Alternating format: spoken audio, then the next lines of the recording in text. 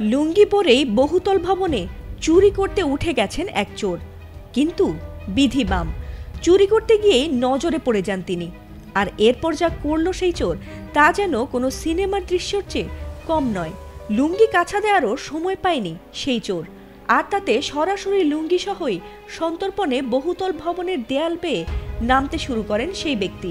আর সেই অভাবনীয় দৃশ্য কেউ একজন ভিডিও করে ছড়িয়ে দিলে তা দ্রুতই ভাইরাল হয়ে যায় নির্দুনিয়ায়।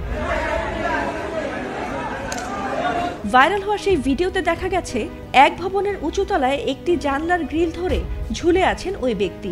কিছুক্ষণ পরেই তিনি অবিশ্বাস্য দক্ষতায় জানলার গ্রিল বেয়ে সানশেডে লাফ দিয়ে বেশ কৌশলে নিচে নামতে শুরু করেন। তার নামার ভঙ্গি দেখে মনে হচ্ছিল তিনি যেন এই কাজে বেশ পেশাদার আর বহুদিনের প্রশিক্ষণপ্রাপ্ত। যদিও চারপাশের তখন সবাই চোর চোর বলে হৈ হুল্লোড় শুরু করে ভবনের নিচে জড়ো হয়েছে। কেউ মোবাইলে ভিডিও করছে, আবার কেউ চোর চোর বলে চিৎকার করছে, আবার কেউ দ্রুত সিঁড়ি বেয়ে নিচে নামছে তাকে ধরার জন্য।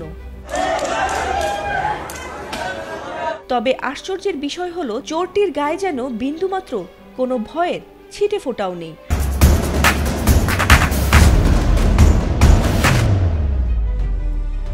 বরং পুরো ঘটনাটাই যেন সে খুব রিল্যাক্স মুডে সামলাচ্ছিল।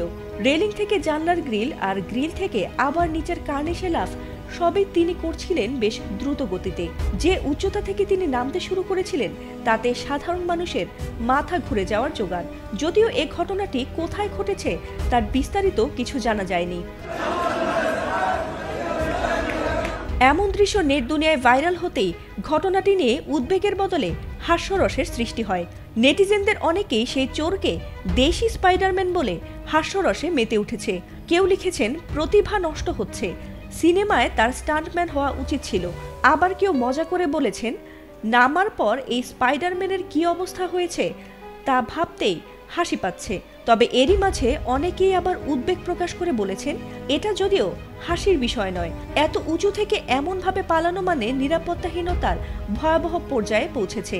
যদিও ভিডিওতে শেষ পর্যন্ত তাকে ধরা হলো কিনা তা অবশ্য জানা যায়নি। ফাতিমা সুলতানা, ATN বাংলা।